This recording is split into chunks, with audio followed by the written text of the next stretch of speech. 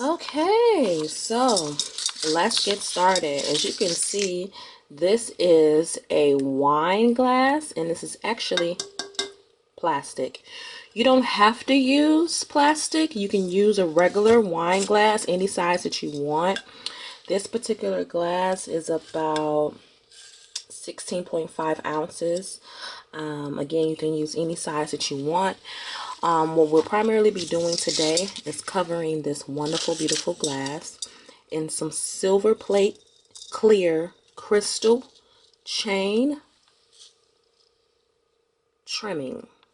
You see? See if you can get a better glimpse of it. Put it against something yellow, something a little darker. And this is a somewhat tedious project, because with this DIY you're just going to be doing a lot of repetitiveness. With most of rhinestone strass work, it's just pretty much kind of a patience kind of thing. So pretty much with this trimming, you're just going to be lining the cup along the glass, and you're going to be gluing it all around the glass in a circular motion pretty much.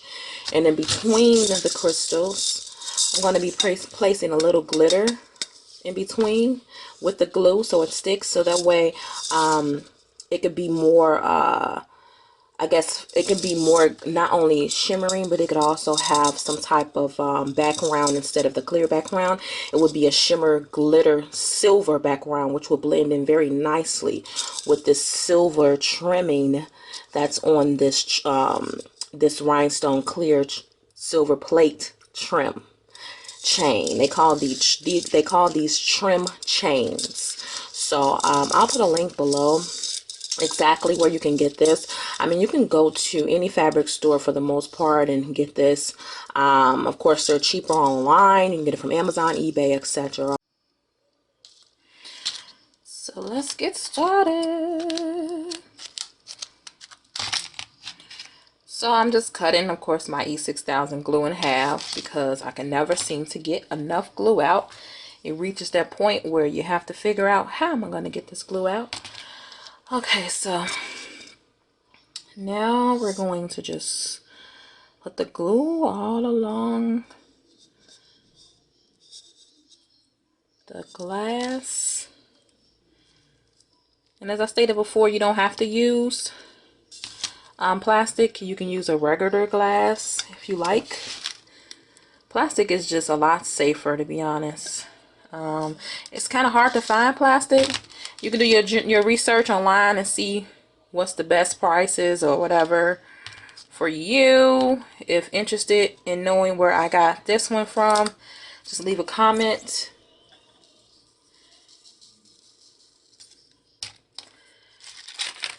So now we're going to start with the trim and work our way around the glass. Now, of course, this can be very tedious.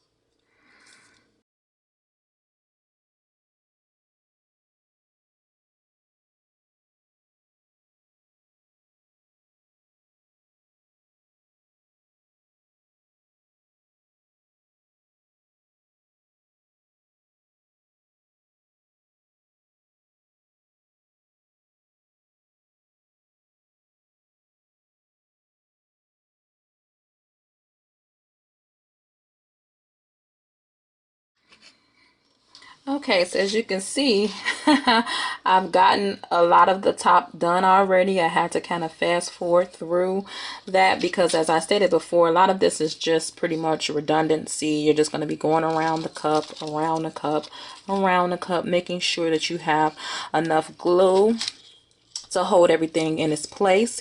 If you would like to use a hair dryer to quickly dry the glue, you can do that as well, but I really like to allow my glue to dry naturally. It depends on how fast you want this cup done. Sometimes when you use the blow dryer, it could kind of make the cup extremely hot, and it's kind of difficult to deal with far as turning it around with your hand like this because it's too hot to handle.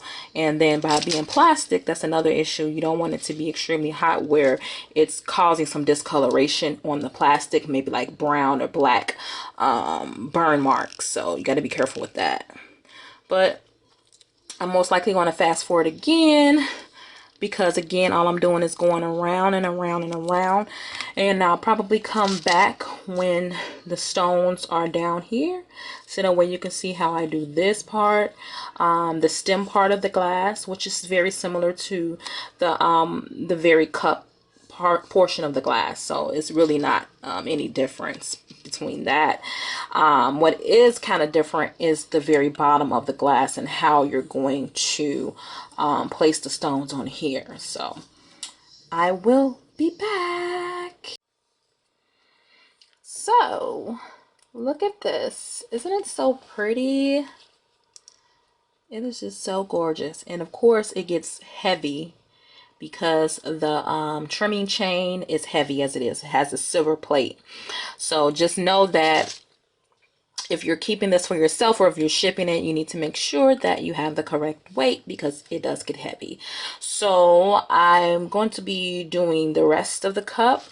I'm going to try to capture the rest of it on camera. Depending on how long it takes. Like I said, this is the tedious part of it, but we'll see how it goes.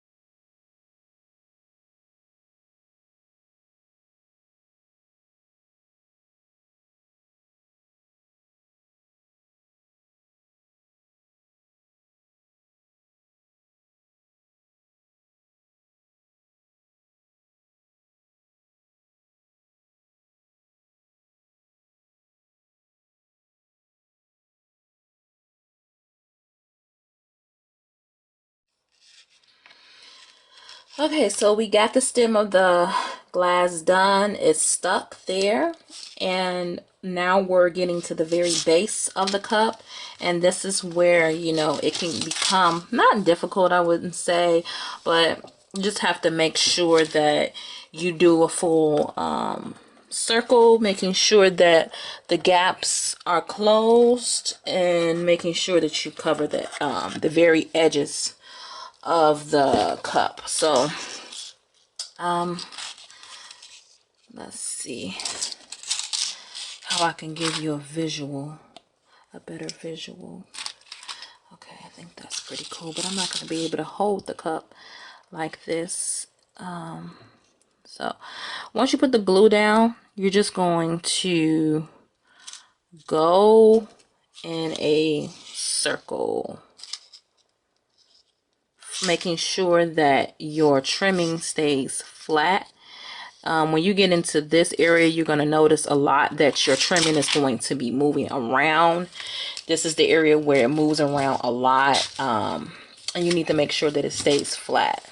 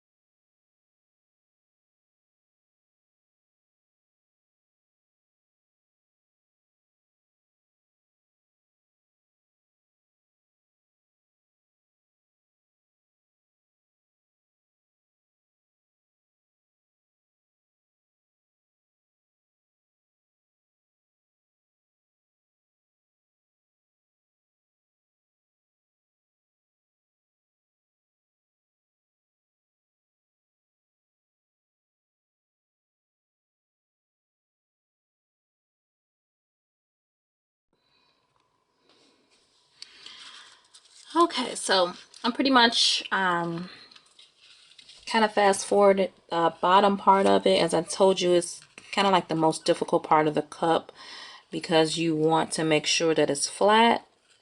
And I'm pretty much close to the edge, so I'm just going to continue to go around pushing the trim as tightly to the center as possible. Hopefully you can get a good glimpse.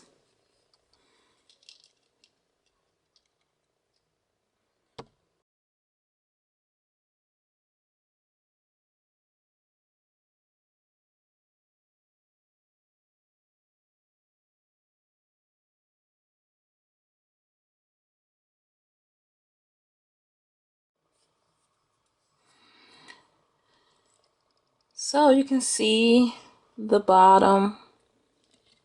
It is complete. So now what I would do is allow it to dry in front of the fan pretty much all night, 24 hours. I'll let it dry. And then bam, you have a beautiful cup that you can use for a birthday party, a gift, your wedding. And with us, we can add logos actually to the very top of this, or your initials, and glitter or rhinestones. So it's all about being creative and being unique. So give me a thumbs up, subscribe, leave any comments below, and have a creative day. Bye.